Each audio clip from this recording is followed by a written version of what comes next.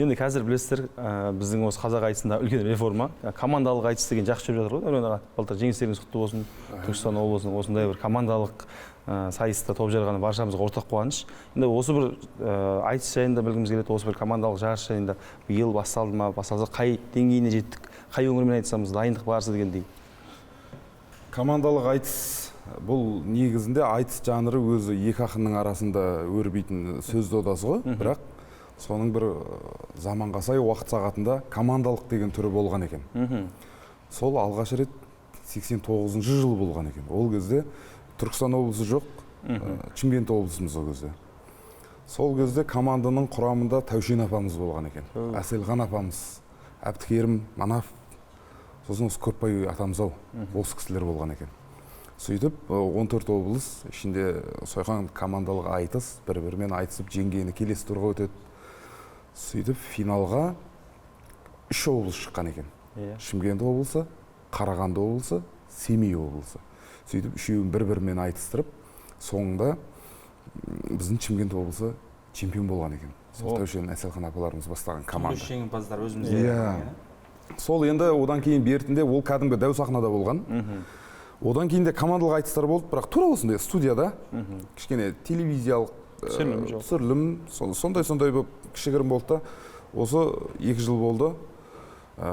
Осы халықаралық айтыс ақындары мен жыршы термешілердің одағы қолға алып, Аманат партиясы қолдап, бұны тағы да түрлендірейік заманға сай. Оның үстінде қасында ана біздің сәл күй деген әдемі өнеріміз бар, бірақ бір күй жарысынан, күй сайыстан бір сахнада жарыс болады десе көрермен жию қиындау ғой. Жыршылардың сайысы болайын деп жатыр десе көрермен жию қиын. Соның бәрін қосып, айтыс және ұлттық өнер түрлерінен командалық жарыс деп, ондай студияда емес, кәдімгі дәу сахнада халықтың алдында жарыс басталды. Кәдімгі басталғанда 2 жылға созылды бір жарыс. Соған тәуекелдеп, баяғы ата-апаларымыздың ізімен, қазір ол кісілердің өзі жоқ білесіз. Бірақ ізін басқан үлкен ағамыз Бекарыс Шойбек бастап, команда құрамына осы Түркістан облысы бөлек, қазір Шымкент қаласы ол бөлек команда. Сөйтіп 17 облыс бар, 3 мегаполис бар, 20 команда құрылып, 2 жылға жалғасқан чемпионат басталды. Содан әйтеуір Құдай абырой беріп, бірінші Жамбыл облысымен шықты осы Түркістанда. Екінші Қостанай облысына қонаққа бардық. Үшінші жартылай финалға шығып, жартылай финалда нейтральный алаң дейді ғой жаңағы. Бейтарап алаңда деп Астанада Ақтөбе облысымен айтыстық. Одан финалға шығып, Маңғаз Маңғыстау төрінде Ақтауда, ол да бейтарап алаң.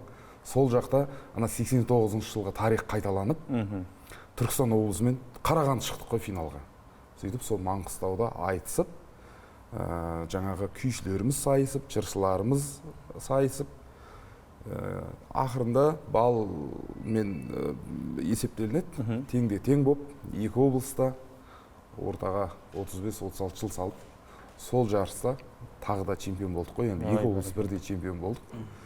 Сөйтіп, Түркістан облысы құрылғалы бергі алғашқы командалық айтыстың жеңімпазы Түркістан облысы бола алды. Бір жағы рухани астана, тура түркі дүниесінің рухани астанасы деп Түркістан атын жаңғыртып атқанда, тура ұлттық өнер түрлерінен болған жарыста олай жеңімпаз болуы бір жағы өте дұрыс болды, заңды да болды. Әрі Түркістанның абыройына дақ түсіріп алмай келген бір абыройлы жарыс. Қай жағынан алып қарасақ та жарасымды. Жарасымды болды, иә. Ол сайыста бірінші орында қойшы, орын алмай қалсақ, сәл ыңғайсыз болатын еді. Жауапкершілік екі есе ауыр болды ма, өзге өңірге қарағанда? Командалық айтыс дегеннің жалпы облыстан бөлек команда үшін айтысуда жауапкершілігі өте ауыр. Сен жеке айтыссаң жауапкершілік өзіңде, өзің үшін. Жеңілсең де өзің жексұрынсың, өзіңе өзің. Жеңсең өзіңе өзің жақсысың. Ал сен командада отырып жеңілсең, командаңды артқа тартасың. Дайындығың аздау болып қалса? Дайындығың аздау болып қалса біттің. Сен енді анау жеке айтысынан гөрі енді команда үшін дайындаласың. Команданың жауапкершілігі бар. Ол команданың мойнында облыстың жауапкершілігі бар. Сондай жалпы командалық ойынның бәрі қиын ғой. Командалық ойын сияқты, спортта сияқты командалық айтыста тура сондай. Командалық спорт демекші, мысалы, дзюдода білесіздер ғой? Дзюдо күресінде соңында бәрі жеке күрес болғаннан кейін соңында 7 салмақ бойынша. 7 салмақ бойынша. Мысалы Әбиба Әбужаханов айтады, әлі күнге дейін командалық күреске шыққым келмейді дейді. Жауапкершілігі өте ауыр дейді. Сол секілді бүкіл команданың жауапкершілігі мойнына түскен кезде дайындық ерекше. Дзюдодан біздің Қазақстан орындамаған шығар өзі. Үнемі көріп қаламын. Біз енді соңғы жарысында Бразилиямен шығамыз, 3-те 4 болып жеңілеміз. Сәл қалып жатады еді жүлдеге. Сәл қалып жатамыз. Соғыста негізі айтыста үлкен өнер ғой, терең өнер.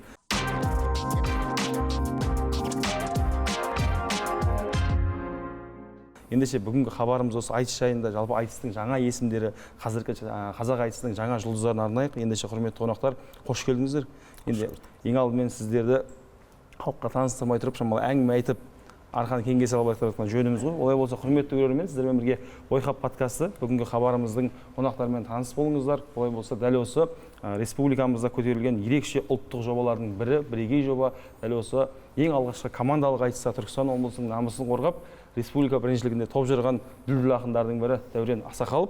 Сондай-ақ енді Қазыбек Аманқұл біздің Түркістан өңірінен шыққан талантты жас ақындардың бірі. Сонымен қатар қазіргі таңда Түркістан облысындағы тарихы терең, бірақ өзі жас Сауран ауданының білім бөлімінің қызметкері.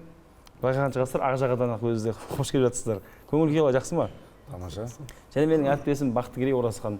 Және осы бір кештің негізгі жүргізушісі деп айтайын. Осы бір подкастымыздың әдемі Нұрсұлтан Әжілда. Ал енді тағы да бір мәрте қош келдіңіздер. Енді жаңа айтып жатырмыз ғой, командалық айтыс деп бастадық әңгімеміздің басын. Енді шынымен де командалық айтыстың жүгі ауыр екенін, осы сахнада тұрған айтыскер ақындардың да жүзінен байқауға болады, сахнада тұрған кезде қобалжу болады деген секілді.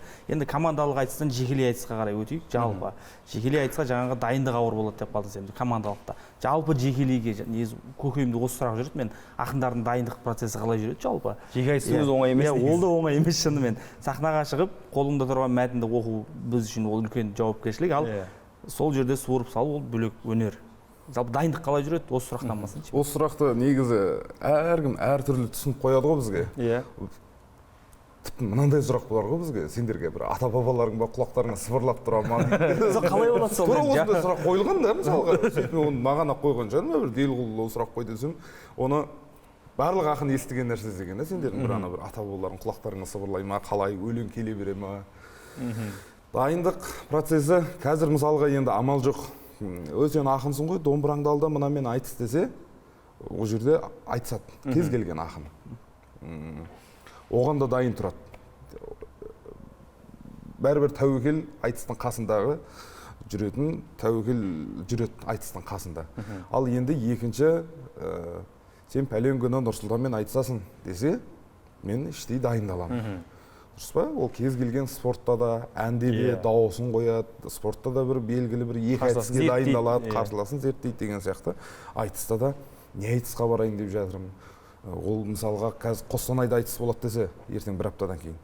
Мен барып Қостанай туралы айтуым керек. Ана ел жұрттың рухын көтеретін өзі айтыстың функциясы бар ғой өзі. Халықтың еңсесін көтеру керек, рухын көтеру керек.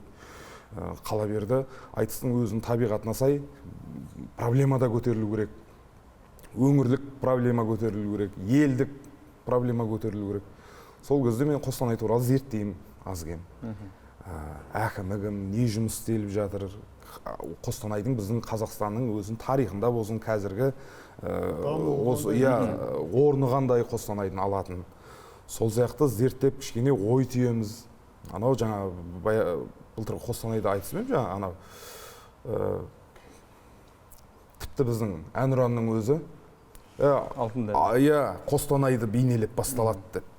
Мысалы да, алтын күн аспаны, алтын дәнді аласы деген қос қатар бізде Қостанайды бейнелейтін қатар ғой, сол жерден басталады. Мысалы, сол сияқты бір әдемі кішкене ойларыңды жинақтап барасың.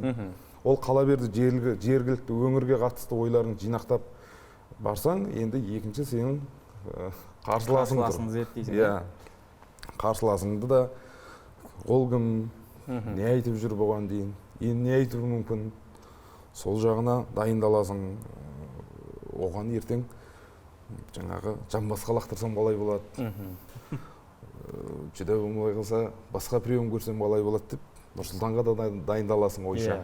Ал енді барғаннан кейін егер көп айтыстар 2 айналым, 3 айналым ғой, мақұл Нұрсұлтанға сақадай сай болып дайындалып бардым, Нұрсұлтанды жеңдім, жарты сағаттан кейін екінші айналым ғой. Екінші айналымда кіммен айтысасың білмейсің. Иә. Бірінші айналымдағы 10 ақын 5 жұп айтысып болады.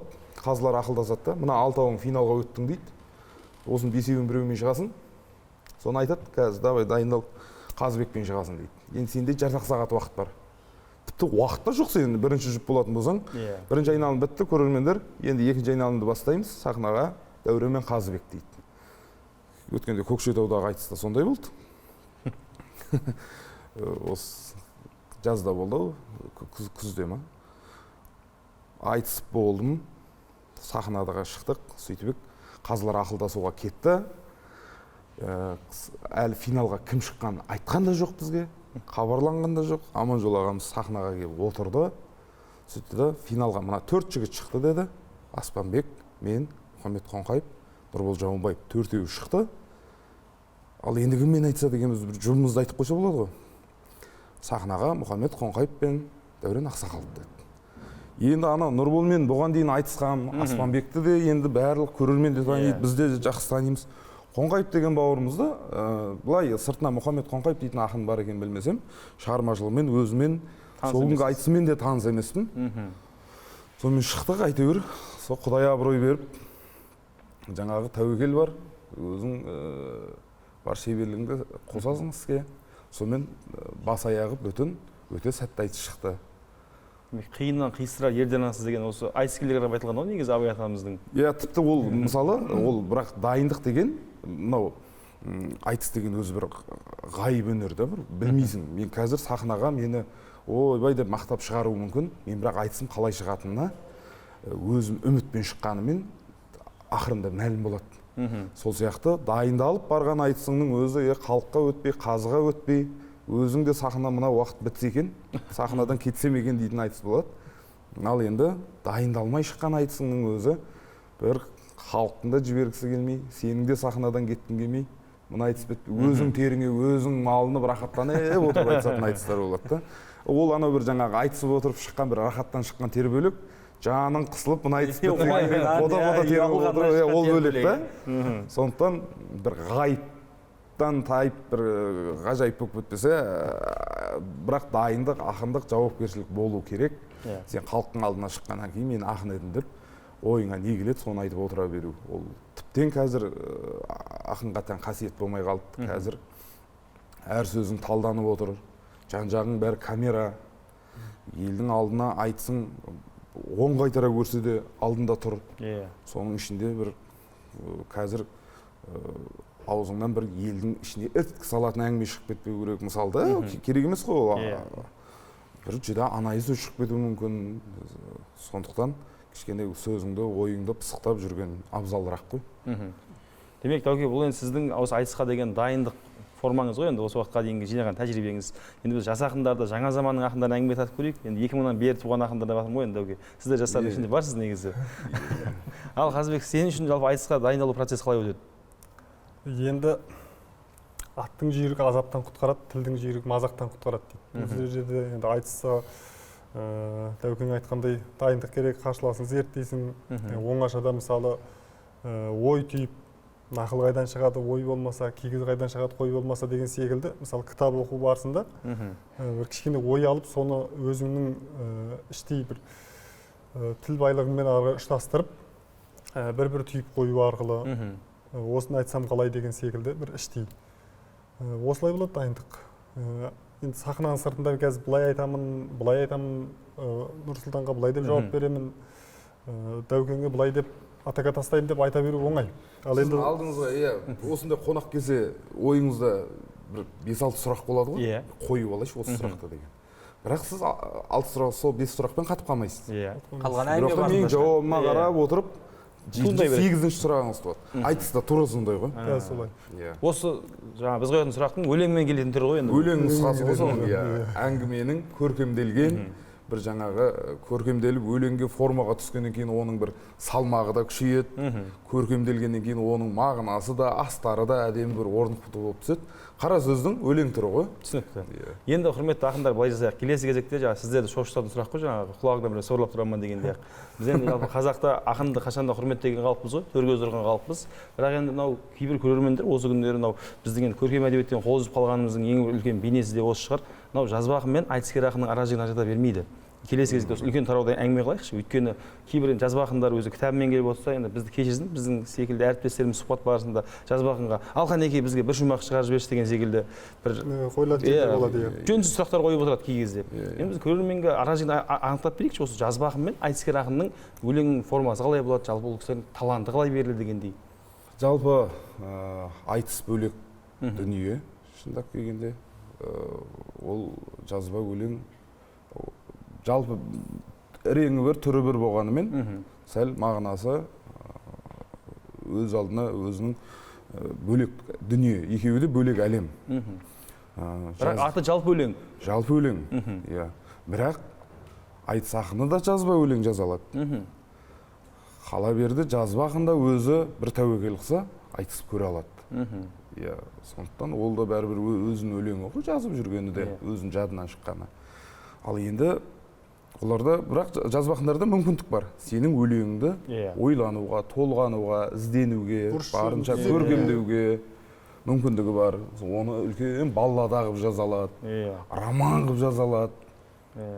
Ал айтыс ақындарында да романнан ұзын толғаулар бар, мысалы да.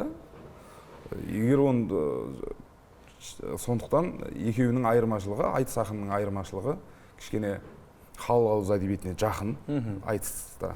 Сен енді біреумен диалог болып жатқаннан кейін араңда ауыз екі сөйлеу стилі, фольклорлық стильдің бәрі қолданылады. Ал оны жазба ақын өлеңнен таба алмайсыз. Айтыс ақынның, мен қазір Нұрсұлтан пәленше деп, түленше деп әңгімемді айтып жатсам, ол жазба ақынның өлең құрылысында кездеспейді ол. Жазба ақын ол өзінше сол өлеңнің құрылымына туралап, әдемілеп, көркемдеп жазады. Қала берді, бірақ біздің мықты ақындарымыз болған, тарихта да қазір де бар, тура бір айтыста айтып отырған өлеңі, сол күйінше кітапқа жазсаң, анау құйылып қойған кәдімгі тақырыптық өлең, тамаша, қайталанбайтын шумақ болып түседі. Сондықтан екеуі ана кісі айтысып отыр демесең, жалпы ары қарай ақынның өзінің түсінігіне байланысты, енді жаңа біздің Мұхтар Шаханов атамыздың стиліндегі ақындар бар. Жеке жаңағы қазір жылау поэзия дей ма? Сол жанрда жазып жүрген өзінің жаңа бұлтпен астасып деген өзінің жанрында бөлек ақындар бар. Сондықтан айтыстың да ішінде тура сондай үлкен тақырыптар көтерілетін ақындар бар. Енді жаңа Дәукеңнің сөзін жалғастыра кетейін. Бұрынғы өткен ақындардың да мысалы сөздерін кітапқа түсіретін болсақ, дәл сол күйінде сақталады. Оның буыны өзгермейді, әріптері де өзгермейді. Мысалы, айтайын, мен бір өлең тыңдасаңыз, тыңдаған көп жамағат мың жасаңыз, дүние түбі шірік бір бәйтерек, кетеді құзға құлап ырғасаңыз дейді. Болмаса әндерде де келеді, баққайда тойда өлең бастағандай, жаман ұрмай соқпай жасқағандай, жақсының өзі кетсе сөзі қалар, артына алтын үйіп тастағандай дейді. Нартай Бекежановтың ағамыздың өзі айтады, бұл ақындық қиын жұмыс дейді. Себебі сіз мысалы осы жерде бір тауып айтуыңыз мүмкін. Осы жерде бір сөз тауып айтуыңыз мүмкін, сізді ел ақын деп бағалайды. Ал енді бір сыртқа шығып сөзіңіз шабандық қиыс кетсе, сізді бір бәдіктің біреу екен деп те қалуы мүмкін. Енді қазақтың қара өлеңдері жетерлік, осындай. Бірақ енді қазіргі ақындармен де, мысалы Нұрлан Есенқұловтың Алматы қаласында Бибігүл Тілебалдин айтысқан айтысында былай деп келтіретін толғауы бар. Сөйлейін жамбыл менен наргенен боп, ел үшін басын берген қан кенен боп, тәуелсіздік жолында құрбан болған баһадүрлер ұрпаққа қалды өлең боп, азаттықтың жолында азап кешті біздер ұқсап, мал жеген жоқ. Жастар жағы бағала сол еңбекті, қолыңды жүре бермей сермеген боп. Бірақ қазір жастардың киғылығы санаңа сала алмай жүр, сәнмен өрнек. Құшақтасып жүргендер пышақтасып, Құдайдың құтты күні дау деген көп дейді. Енді көп енді айта беретін болса ары қарай. Бірақ енді осыны мысалы бір поэзияға салып, бастыртып, дайын кітапқа шығарып жүрсеңіз, мысалы қандай бір тамаша. Жазба ақынның өлеңінен айырмасы жоқ. Айырмасы жоқ. Осы жағынан да байқалады да. демек бұл енді түптеп келгенде айтыскердің жаңағы ақынның деп айтайық жалпы талантына және ізденісіне байланысты ары қарай. Енді біздің осы қазақ ақындарына тән тағы бір үлкен құбылыс және сол бір жанрда жүрген айтыскерлердің бел ортасында жүрген енді Дәуке өзіңіз ғой, қыз бен жігіт айтысы ғой. Тарихта қаншама аты белгілі. Енді қыз бен жігіт айтысының ерекшелігі, қиындығы, қызығы қайда. Оның үстіне шыны керек кез келген өңірде болатын жаңағы жеке айтыс болсын, командалық айтыста қыз бен жігіт айтысын енді қалың ел күтіп отырады бәрібір елеңдеп. Орны ерекше. Қыз бен жігіт айтысы бұл енді қыз бен айтысынан өзіңіз спорт шебері болдыңыз ғой бүгінде. Айтыстың тұрақты көрермендері бар ғой. Солар қазір алдына аға мен іні шықса, қайны мен жеңге шықса, қыз бен жігіт шықса, қандай айтыс жасау керек екенін айтыстың тұрақты көрермен біледі. Ал енді кейбір көрермен ана айтысты қабылдамауы да мүмкін. Себебі қыз бен жігіт айтысында кішкене ашықтық бар. Қыз бен жігіт айтысында сосын біздің мынау қыздар қауымы қазіргі Жансая, Әсем, осы қыздар қыз бен жігіт айтысын жақсы меңгерген. Мысалға қыз бен жігіт айтысының өзінің мынандай бір заңдылығы бар да. Сен қызға қырындап дейсіз, басқа қылып дейсіз. Енді қызда екі нұсқа болады. Сен аузың жауып отыр, қандай ұятсызсың. Сен әйелің болса да қырындайсың, болмаса мен сенен 3 жас үлкенмін, қай бетіңнен қырындап отырсың. Одан да мына бабамыз туралы айтайық деп бабасы туралы жырлап жіберсе, мына жерде қыз бен жігіт айтысып бітеді. Сосын мен неғып үйтіп айттың, сен бабамыз жырласақ, бабамыз жырлаймыз деп екеуміз бабамызды, даламызды жырласақ, жалпы айтыс болады, бірақ қыз бен жігіт айтыс болмайды. Ал енді жаңағы біздің Жансая, Әсемдер тыс қаққан ғой. Сен маған ұнап қалдың десең, ол ары қарай дамытады. Мен саған енді ұнап жүрмін ба, сен маған баяғыдан ұнайсың ғой. Ал сол жерде басталады десең. Сен ойлайсың ғой, қойып ары қарай қашса десең, ол саған қарай жақындаған кезде енді өзің қашасың да. Міне ары қарай дамытады. Мысалы Жансая мен осы Түркістанда, Түркістанда айтысып отырмын жаңағы. Түркістанда тура осы бүйтіп астарын қарасаң, енді ана жаңағы әулие аралап, сондай қылып жүрген түрлі бақтардағы жігіттерге қалжың ғой бір жағы. Енді екеуміздің де жасымыз келіп қалды ғой енді. Біз енді бақ аралайтын жаста емес, біз баптарды аралайық. Сөйтіп теңімізді сұрайық әулиелерден деп әңгіме айтып, сондай әңгіме қылдық қой. Ертең араға кішкене айлар салып отырарды айтыс болып жатыр. Сонда Жансаяға айтып жатырмын, Жансая, сен ана Түркістанда кесенені аралатып ек, әсер етпеді ғой саған. Жар таппадың ғой. Енді біздің Арыстанбапқа келдің ғой енді. Сол күн қонған Арыстанбаптың қасында гостиницада. Арыстанбапта қондың ғой, енді бір пайдасы тиіп қалатын шығар дедім да. Өзім бордовый шапанмен отырмын. Сөйтсем айтады, Дәурен дұрыс айтасың дейді. Сол Арыстанбапта түнде қонып ем, аян келді түсіме дейді. Сенің жарың азанда бордовый шапанмен алдыңнан шығады деген. Мысалы да, сол сен ғой деген әңгімені айтып тұр да. Сол мен былай қашам, ана бізде Арыстанбаптың қасында қой соятын кісілер көп қой. Сен ойлан, ана аян емес шығар, ана қой соятын кісінің біреуі оятқан шығар. Сен соны аян деп жүрген шығарсың. Мысалы Жансаялар ары қарай әкетеді да, ол қыз бен жігіт айтысы шығады. Ал егер сол жерде халыққа да ұнайтын сол ғой негізі. Сол жерде маған не сен әулие араласа бір бай тауып алады дейсің ба? Қай бетіңмен айтып отырсың? Құдайдың қолында. Әулиеден ешкім бай сұрамайды. Не деген білімсізсің, оңбағансың, одан да отырар туралы айтайық деп отырардың шежіресін Шыңғыс хан шаққан заманда айтып кетсе, ол да айтыс болады. Бірақ қыз бен жігіт айтысы болмайды да. Сондықтан қыз бен жігіт айтысының құрылысы қарсыласыңа да байланысты, сосын қыз балада кішкене баяғы Біржан Саран айтыстарын, оны ақындардан бөлек сіздер де білесіздер ғой. Бертіндегі Әселхан апаларым да бетін қайтармай сойқан айтысатын болған ғой. Мысалға Есенқұл көкелеріміз дегенде ақ келіншек, бізге бақ келіншек,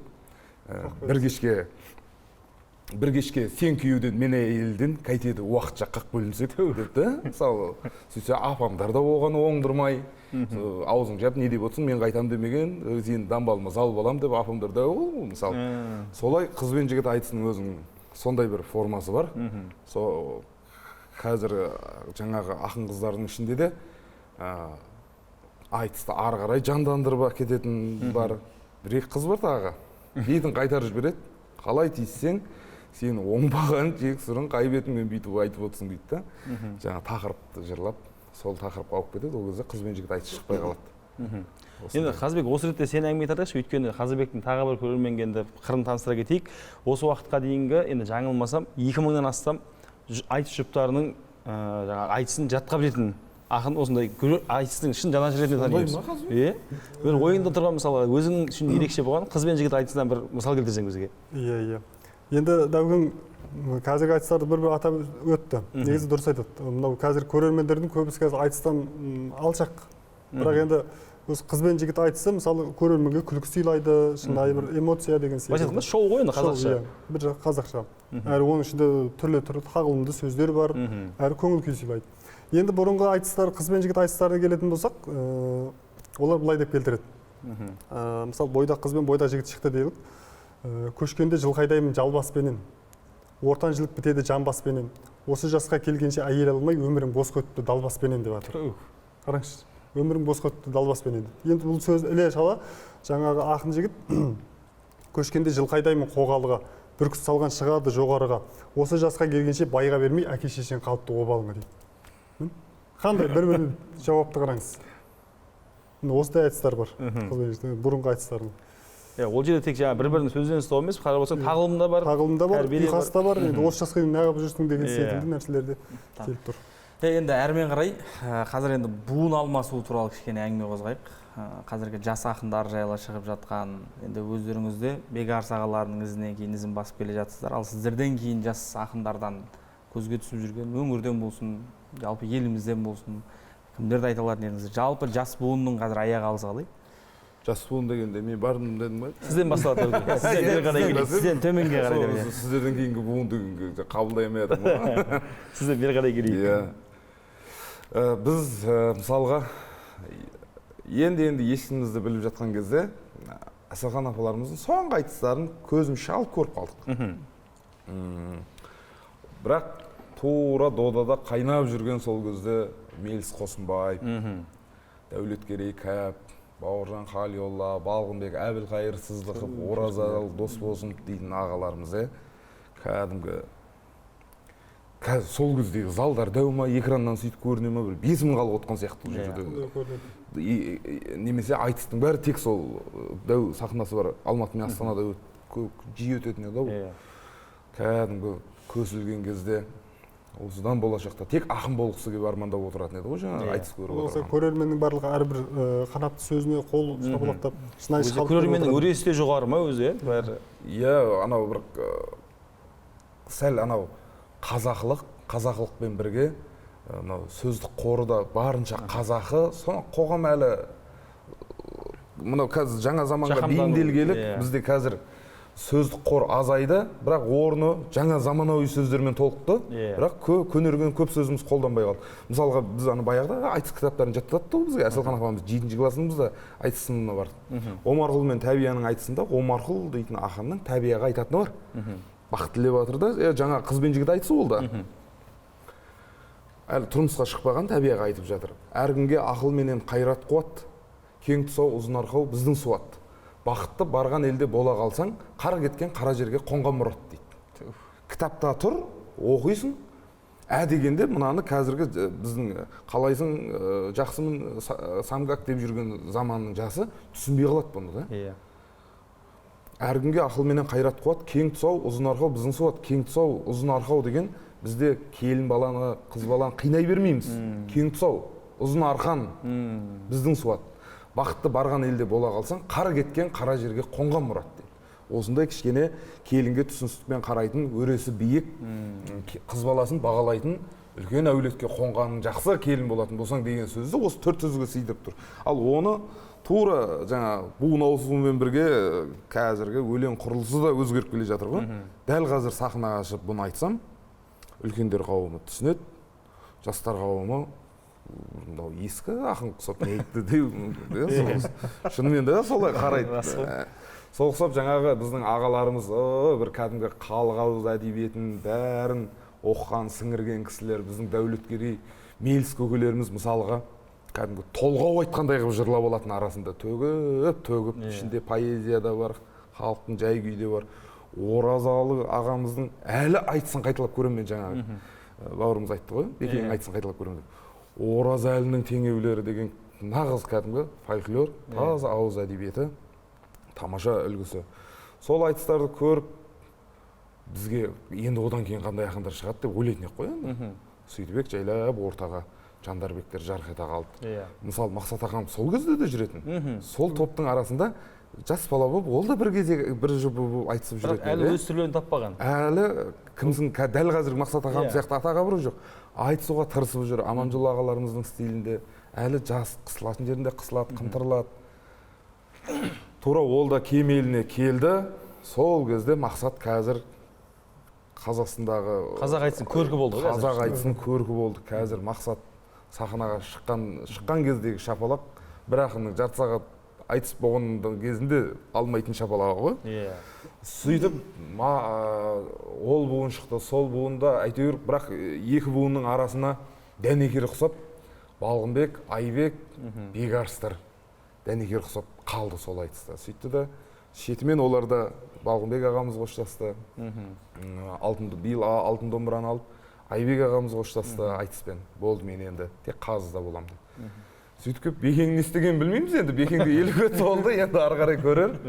Бірақ қазіргі сол Еркебұлан Қайназар үлкендері, сол Жансая әсемдер, Мұхтар Ниязов, міне Мұхтар Ниязов тура жаңағы ағалардан кейінгі буындың бізде міне осындай мықты ақынбыз деп екінші буынның көшбасшысы ұқсап олар шықты.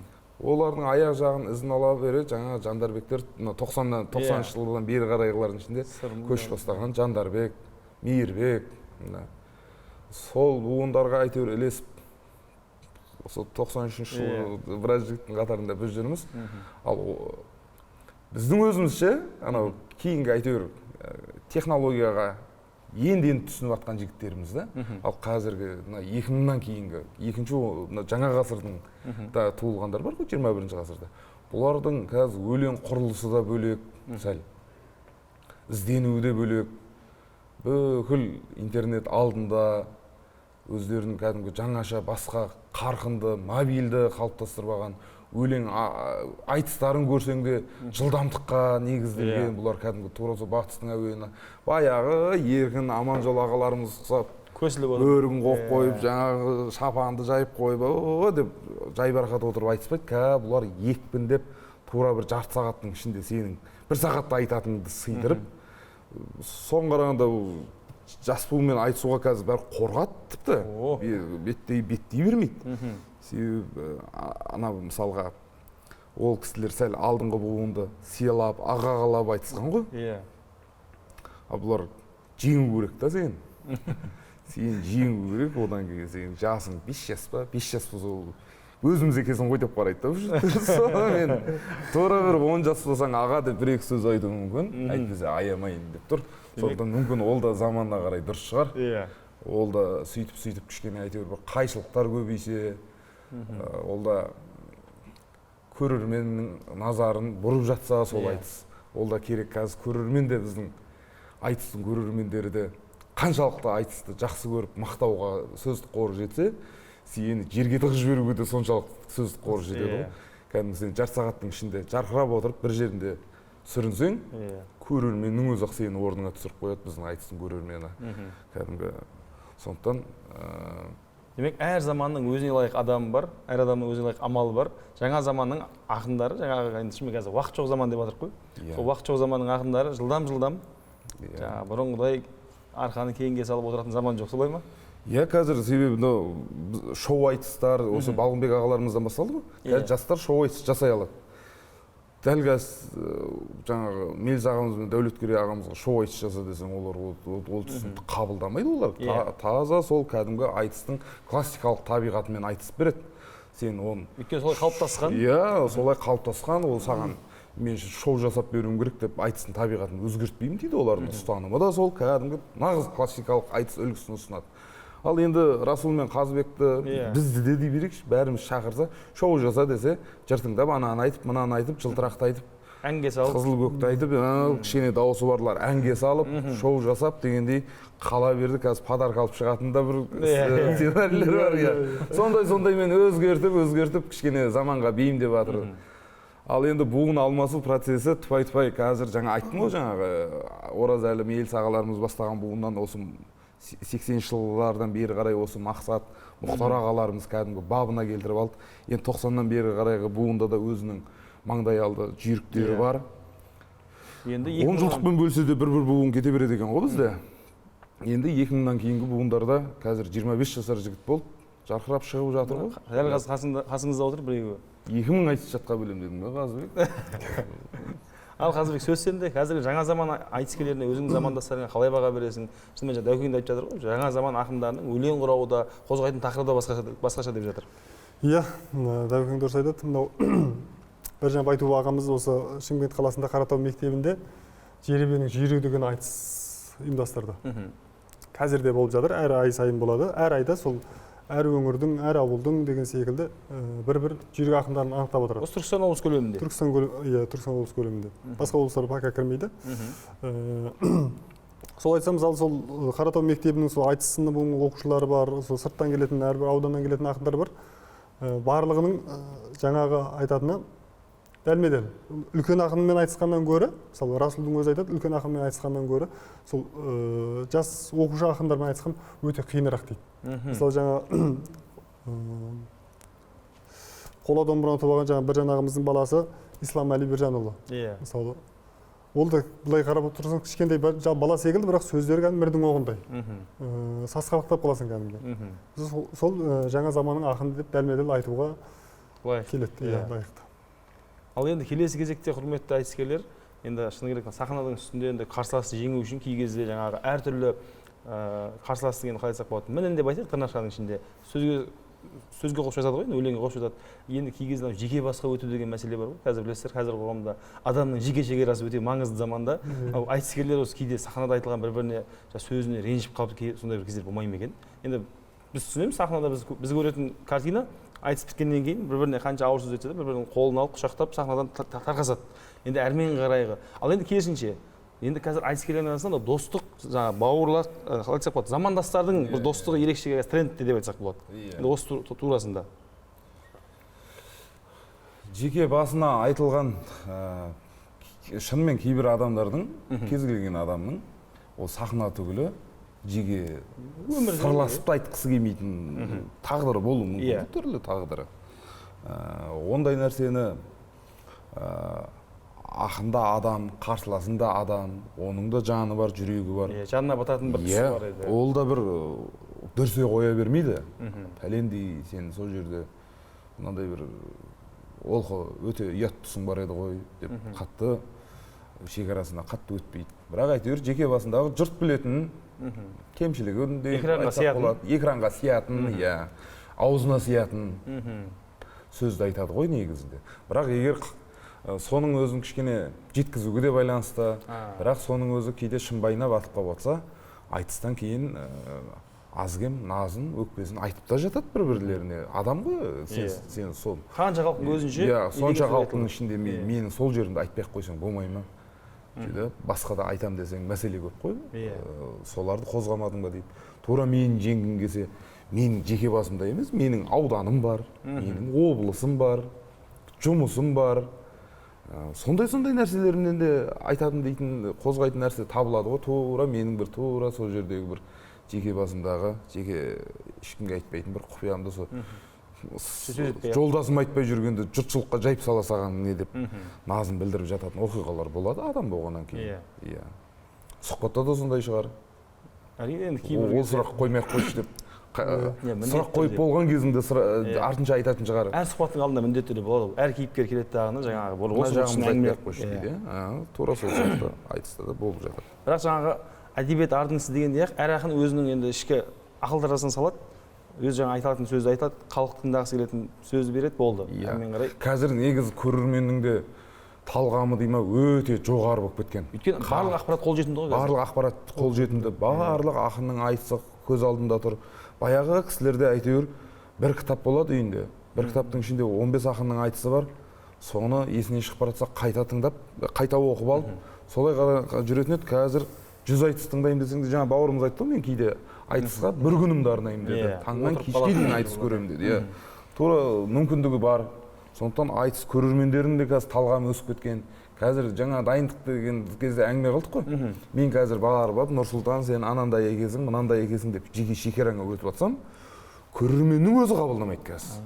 Мынау ұят болды ма, неменеге айтып жатыр дейді да, сен көрерменде жарты сағатта саған шапалағында қимайды. Сонымен жек көрінішті, өзің қазыға да жексұрын, халыққа да жексұрын, қарсыласқа да жексұрын. Бұл да одан кейін сөзіңді абайлап айтатын болып қаласың да. Негізінде айтыста өзі тікелей эфир сияқты біздің. Жаңағы өзің бір шумағыңды бір қайырып болғаннан кейін халықтың қошеметіне қарап бағасын біліп отырасың, солай ма? Солай ғой, сөзің айтылғанша сен сөзіңе егесің, айтылып қойғаннан кейін сөзің саған еге дегендей. Енді сен аузыңнан шығып қойған сөз бітті. Енді оны кешіріңіздер, мен басынан айтайын дей алмайсың. Ол таспаға да түсіп қойды, халықтың жадына да сақталды. Ол жаңағы тарайтын жеріне тарады, ютубқа да кетті.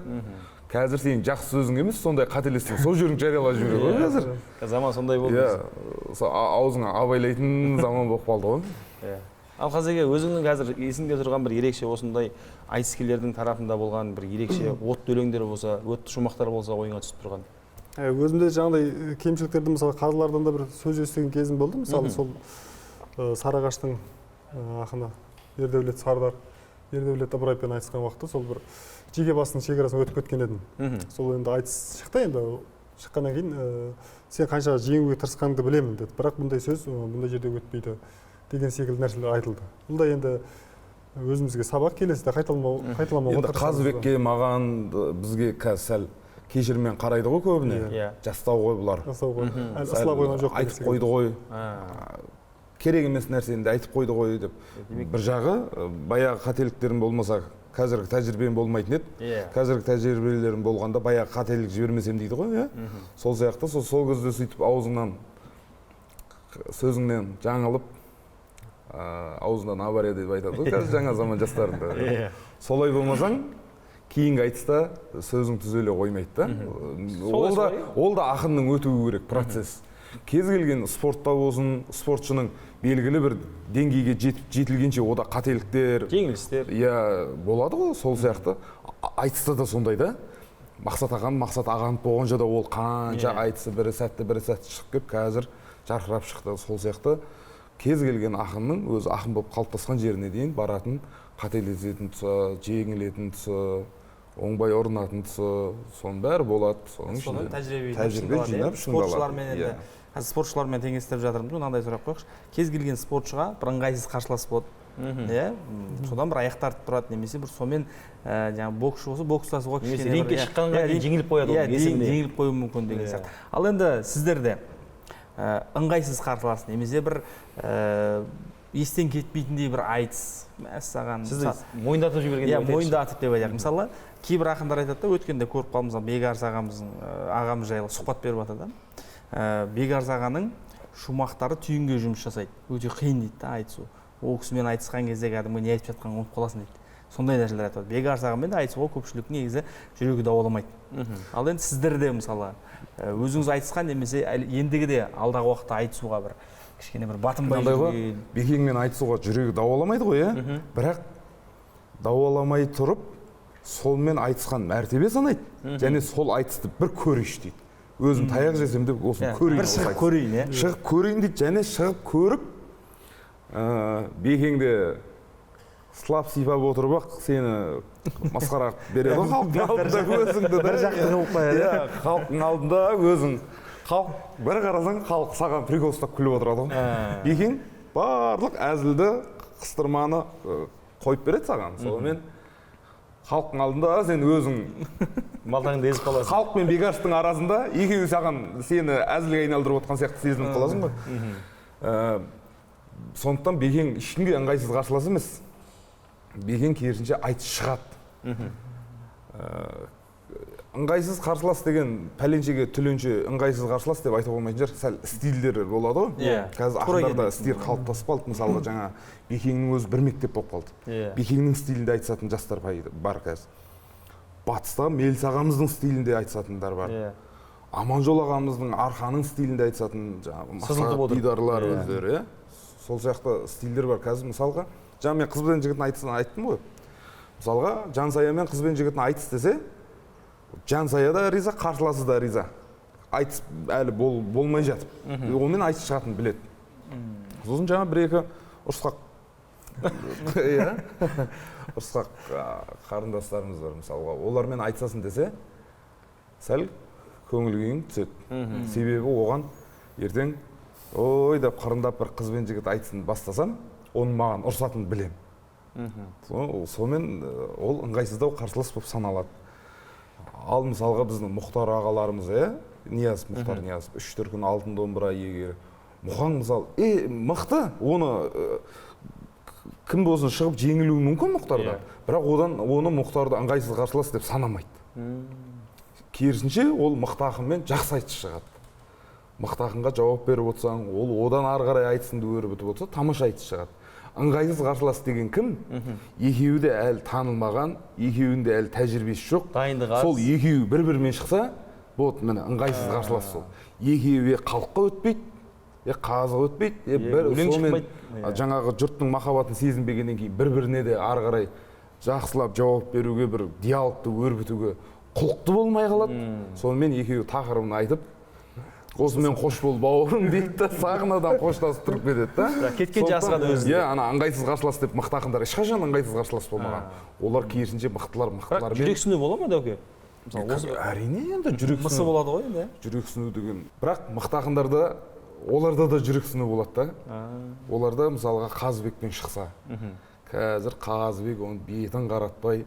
Өйткені әттен ақпаратқа тойып алған, зерттеп алған шығарса, сонымен біздің жаңа халықтың да ықылас дейтін нәрсе болады ғой. Айналайын алып жүрген 3 дүркін алтын домбыраны иегері Мұхтар ғой бұл. Мына бала да жанып тұр екен, жарқырап тұр екен деп, әр сөзіне, әр қатарына қолпаштап отырса, ол да Қазыбекке жел береді. Ол одан сайын тойлайды. Сонымен Мұхтарға сен болдың ғой, онша төпелей бермеуің керек қой деп, халық керісінше Мұхтарға бүйтіп сын көзбен қарап қалады. Негізі көрермен кейде бір жаңағы ауады ғой. Ауып кішкене бір көтермелеп деп отыратын негізі айтыстарды байқап қаламыз ғой, жаңағы демеп отырады жасақ. Ана синкретті өнер түрі дейді, сол әйтеуір кішкене халық сенің ойланып отқаныңда, сенің ана жаңағы 4 қатар құрап біткенше маңдайыңнан төгіліп тері ағып жатқанын сезініп отырады ғой халық. Сондықтан жаңағы Төлеген атамыз айтқандай, жеңілген палуанға да жүлде берем, адалдығы білініп тұрар болса деген сияқты, ана жерде халық үшін тыраштанып, пода-пода терлеп, өлеңін айтуға тырысып жатқан адал ақынды халық сезіп қояды. Керісінше соны қолдап, сол бір 3-4 секунд өлең таппай қалса да шапалақ ұрып айтсын деп, қанекей деп, қазылар бал көтеретін кезде де қазыларға қарап, кәдімгідей айқайлап, араларда дауда болып қалуы мүмкін. Мысалда сондай да жағдайлар болып жатады. Сондықтан ақындарды бір-біріне ыңғайсыз қарсылас деуге болмайды. Мықты ақындар ешқашан ыңғайсыз қарсылас болмайды. Ол мықты ақындар керісінше жаңағы жас ақынның, тәжірибесіз ақынның айтысын шығарып, жаңа деңгейге шығарады. Жаңа деңгейге шығарады. Сол арқылы қаралымы да өседі, сол арқылы тәжірибе де жинайды. Кіммен айтысын, Бекарыспен айтысын деген. Қазыбекке жаман ба? Ол жеңілсең жеңіл, Бекарысты жеңілген саған абыройсыздық па мысалға? Кім жеңілмей жатыр Бекарыс ағадан деп қой. Сол ғой әңгімен. Мысалы жаңағы әр боксшы келіп Канелоға визит бастай беретін деген секілді ғой. Тура сол сияқты ғой, мысалы Канеломен мысалға бір Джексон деген жігіт шығайын деп жатса, сен Джексонды өмір бойы көрмегесің. Оның төбелесін де көрмегесің, танымайсың. Ол Канеломен төбелесейін деп жатқан үшін сен Джексон деген кім еді деп іздейсің ғой. Ертең шығып жатса, Канелоға бір 2 ударын, 2 соққысын қаттырақ берсе, Джексон мықты екен дейсің. Ары қарай Джексон қалған төбелесін көресің деген сияқты. Дайын жарнама. Ал керісінше сол ана негізгі жаңағы төбелесті ақыры спорт мысалға батыр қой. Негізгі жекпе-жектен бөлек астында бір жеңіл салмақ, енді шығып жатқан, карьерасында 2 жеңісі бар, әлі одан кейін жеңілмеген, тең түспеген, сондай бір 3-4 жігіт шығып жатады. Солар бір-біріне ыңғайсыз қарсылас болуы мүмкін, ана мықтылардікі қалай шықса да бәрібір халыққа сүйкімді болғаннан кейін бір-біріне ыңғайсыз деп айтуға болмайды. Енді құрметті қонақтар, бізде әңгімемізге тұздық болсыншы. Қазіргі шынымен де қазақ айтысының енді арыстаны бет бейнесі Бекеңді енді бүкіл қазақ мойындайды ғой. Оның үстіне биыл енді алты алаш Бекеңнің осы бір керемет мерейтойын тойлап жатырмыз. Одан қала берді. Енді біз трофейге қарайтын болсақ, Мұхтар Ниязовтың да енді 3 дүркін алтын домбыраны алып кеткен тек емес. Енді осы ретте біздің Мұхтар Ниязовтың Бекең жайлы айтқан бір пікірі бар екен. Сол бір пікірді көріп алайық алдымен. Бекарсаға да көп болды осындай нәрселер. Ол ауызекі айтыстың ішінде де баяғыда біз мысалы екеуміз Қарабура деген бабамыз бар, соның басын айтысқа бардық. Сол жерде отырып Бекеңмен мен бір осы кісіні есем кете береді әрдайым дедім да. Сонда айтты ол кісі. Мына Яссауи бабам менің бабам, Қарабура сенің бабаң, соның басында отырмыз. Сосын мен айттым, Яссауидің жаназасын Қарабура шығарыпты, осындай елдің аңыз бар көкейінде. Осы тарихты бір қайталап, жаназаң шығарып кетейін бе деп бір жолда сөйтіп әзілдеп айттым да мен. Сонда ол кісі айтады, Мұхтаржан айналайын келе салып жаназа шығарам деп қағынады. Кезінде Қарабура шығарыпты, өткен шақты өзінше сағынады. Дүние кезек деген бар емес пе, бұл жолы мен шығарсам не қылады. Сосын менен досты алған жерің осы шығар деп, сен де алған беттен қайтпайсың ғой, дүние кезек деген әңгімені бас жүлде алатын кезде айтпайсың ғой деген ғой. Енді қайда барасың осы алған жерің десе. Мұхтаржан ірілейтін кезіңде майдаланба, бірден асқа шауып айға барма, төске шауып дейді да. Дүние кезек деген қасиетті сөз, дүниеге қатысты пайдаланбайды. Сонымен қойшы дедім болды ғой. Осындай енді ауызекі болса да айтыстың бүкіл табиғат сақталып тұр. Бір шумақтан айтысып жатырмыз. Осындай Бекарсағаның бір табанасына тап бермейді айтатын сөздер өте көп. Бұл Мұхаң мен Бекеңнің айтысы бір трилогия ұқсап кетіп бара жатыр ғой қазір. Мұхаң өзі білем, Бекеңді ұстаз санайды. Мұхаң да жаңағы тура мақсат құсап алдыңғы буынның да ішінде жастарды сапында болып қосылған. Содан кейін барып осы Бекеңнің стиліне жақындап, Бекең құсап айтысуды меңгеріп дегендей өзі ұстаз санайды, сол стилді жетік меңгерді.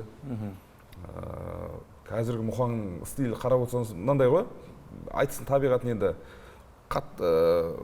мысалға бауырымыз Нұрсұлтан деп сізге бір мініңізді айтып, сыныңызды айтып тиіссе, сіз ұзын сонар қылып бір жауап беруіңізге болады. Ал Мұхтарлар бір жауаппен қанағаттанбайды.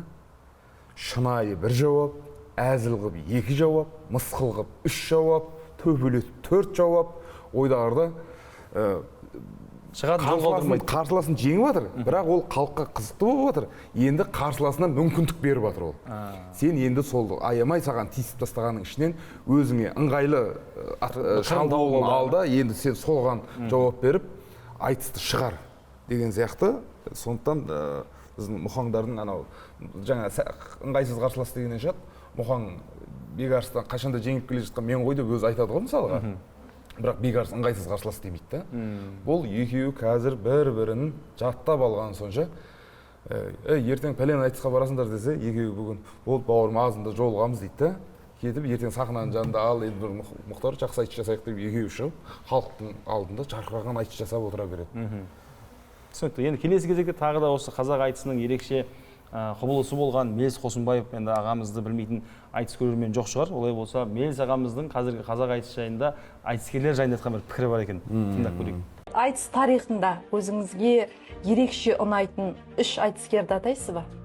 Мына Қызылордада Бексұлтан деген ақын бар екен, айтыскер. Өткенде алтын домбырада өте жақсы айтысты. Жалпы жастардың шабысы бірдей екен, тек дайындығы әртүрлі. Бұлар деген құлақ тістесіп келе жатыр ғой. Жаңағы айтқан кітапханаға жиірек түнету керек. Кітапханаға. Сосын дискотеканы азайту керек, пиарды азайту керек. Жұмыс жасау керек. Сақау болу керек, айттым ғой. Сақау деген аммен сөйлесетін емес, жұмыспен сөйлейтін сақау да. Айтысты бақылайсыз ғой, көресіз. Соңғы өзіңіздің есіңізде қалған айтысты?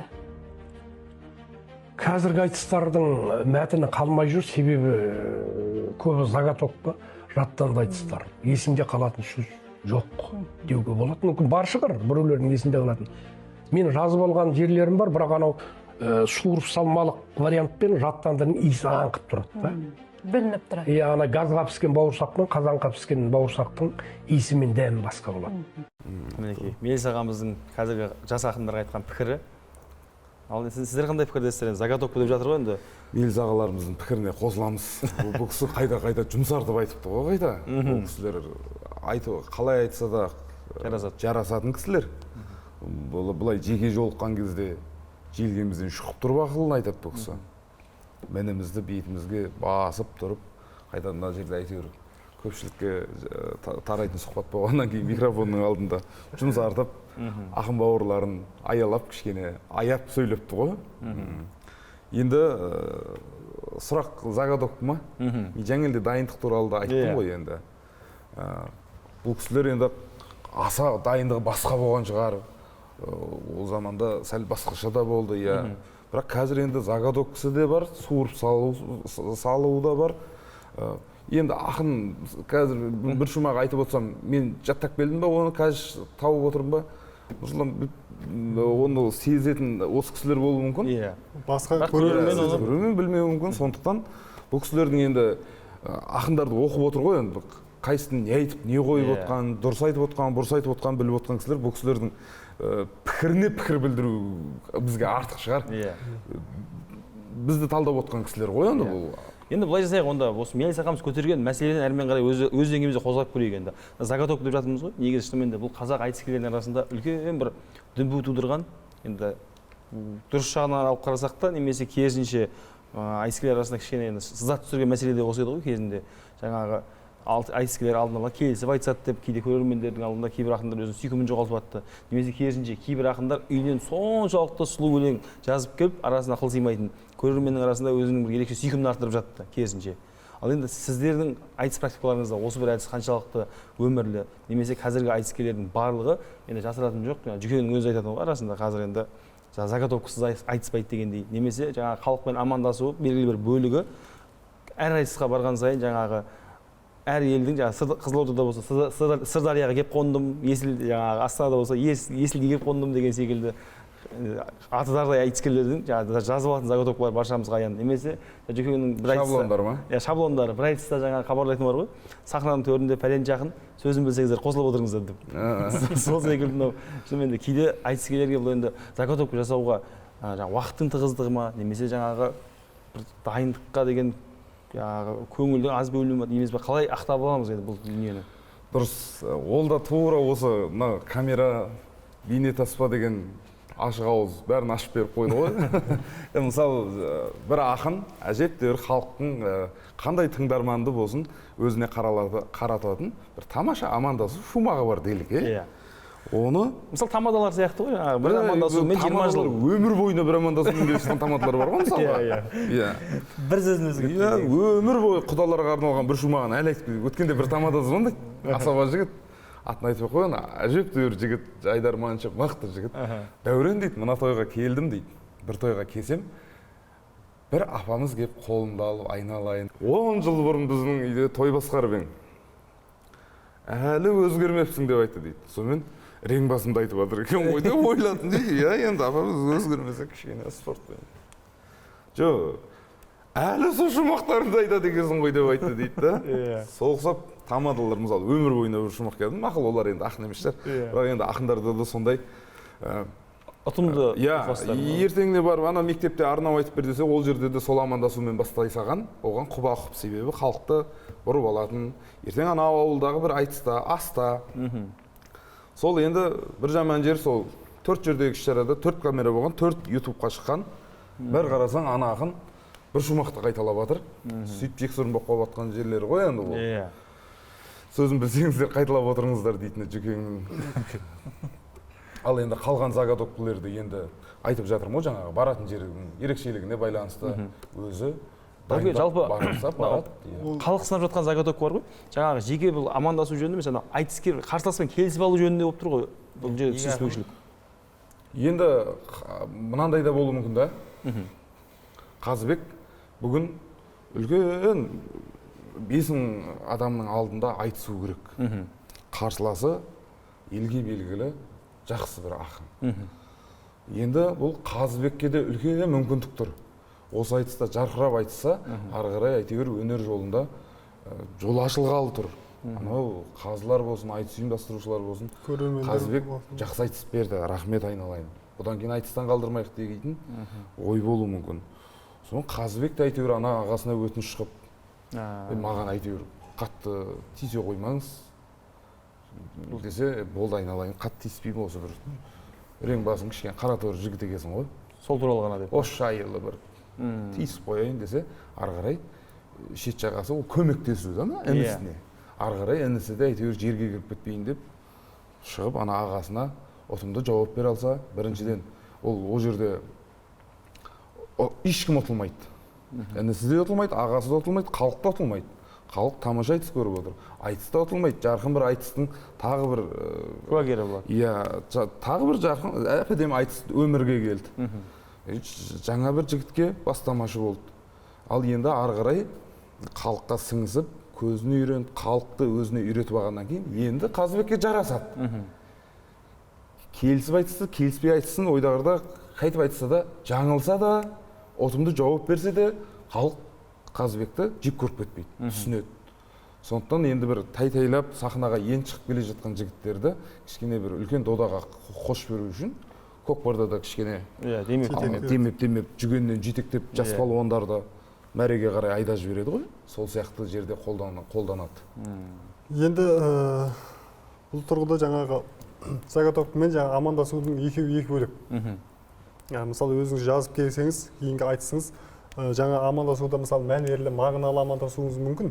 Бірақ енді кейінгі айтыста мысалы сізге айтқан шумақтары менің ана жердегі теңеуліге сәйкес келмесе, ол жерде мысалы көрермен де оны байқайды, өзіңіз де ыңғайсызданасыз. Мысалы Оразбек Қиынбаевпен Сырым Әуесхан айтысқан уақытта, сол кезде жаңағы сенде ондай жоқ еді, хал күш мүлде. Жоқ әлде алдын ала дайындаған шумағының үстінен дәл түстің бе дейді. Сол кезде барлығы Оразбекті қолдап кетті. Өйткені ана шумақ бір жерде айтылғандығын халық та біліп отыр, сөзбен келтіріп отыр. Жаңағы Мелс ағамыз айтып отқан Сырдың Бексұлтан орынбасар осы Алматыдағы айтысында жырым бар таудан түскен құлжалардай, емеспін бірдеңеден мылжалардай, бізге де енді бірдеңе жазу керек, Заготовка жазғанға риза болмай деп, өзі де шумағында айтады. Осындай жерлері бар. Енді ол бір әңгіме қылып қозғайтын нәрсе емес. Енді ол ешкімнің өлеңін ұрлап алған жоқ, ол да үйінде еңбек. Өзінің шығармашылығы жалпы. Өзінің шығармашылығы. Сол ғой ол. Ең бастысы қазір айтысты заман көшіне ілестіру, ол мүмкін одан да күрделі бұрылыстар жасауы мүмкін әлі ақындар, кім біледі. Сондықтан ара кедік ондай жағдайлар болып тұрса да, ол өздері үшін, халық үшін, айтыс үшін түрлі әдіс тәсілге барып жатуы мүмкін. Жалпы дәл осындай асыл өнер негізі өзіміздің халқымызда ғана, ұлтымызда ғана бар өнер. Қатты сынай берудің де қажеті жоқ. Қолда бар алтынның қадірін білу керек. Негізі шынымен де кей кездері мынау енді халықаралық айтыстар жасап жатамыз ғой. Енді қаншама көзіміз көрді. Мысалға менде Қазыбек секілді жатқа білетін бір айтысым бар. Ринат Зайытовпен алды тұтқыштың айтысын әлі күнге дейін есімде. Қазір қай жерінен бастады десеңіз қосылып кете беремін. Бірақ енді салыстырмалы түрде деп айтайық. Енді әр халықтың өз сүйкімді ғой. Бірақ шынымен де біздің қазақтың айтыскерлері секілді қазақ айтысындағыдай жаңағы өткір ұйқас, буынның, шумақтың барлығы сақталуы, бунақтың өзінің ретімен болуы, шынымен қазақ өнеріндегідей ешкімдік сұлу емес деп үлкен мақтанышпен айтамын. Және енді өзге біздің бауырлас мемлекет, айтысы бар мемлекеттер енді өзіміздің бауырларымыз әрине кешірсін, бірақ енді осы бір жауапкершілікпен өзім мойнына ала кетейін. Бірақ шынымен де біздің қазақ өнері қазақтың айтысындағыдай сұлулық басқа мемлекеттерде шынымен табыла бермейді кейде. Иә, осы сөздің жауапкершілігі сол Нұрсұлтанда тұра берсін. Осы қосыласыздар. Ендеше осындай бір әдемі сөзбен бүгінгі подкаст аяқтайық мұнда. Енді керей асықпайықшы. Ортамызға айтыскерлер келіп отқаннан кейін біз домбыра алдырғанбыз. Арнау. Қонаққа деп болсын енді бір ауыз. Енді осы жерде көрейік, біз енді Заготовка сынаймыз ба әлде осы жерде шығарамыз? Домбыра сынайық. Дайындалып келдік пе әлде осы жерде ма? Бірден сұрақтан бастайық та. Бұл домбыра болатын да, домбыра болмайтын да. Құлағыңызға сыбырлап тұрған жоқ па ешкім?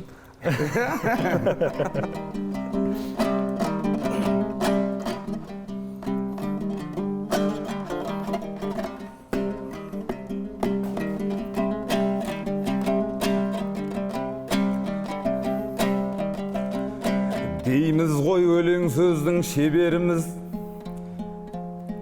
ендеше керек біздің не деуіміз. Нұрсұлтандай азаматтың арқасында осында қонақ болып кегеніміз.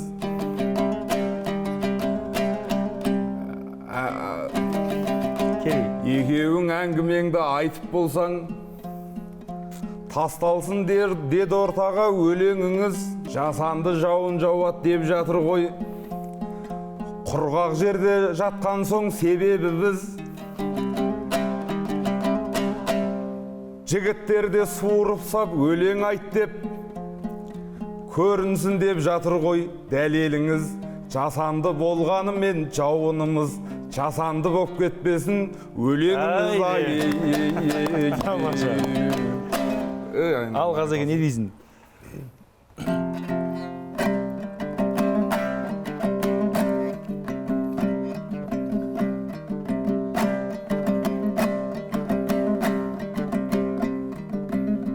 Таңдайдан тәтті жырлар төгіліп тұр, өлеңде осылай кеп өріліп тұр.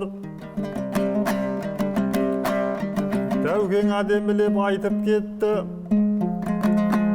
сөзінде Нұрсұлтан да семіріп тұр. Жасанды жаңбыр жауғанменен өлеңдердің жасанды емес екені көрініп тұр.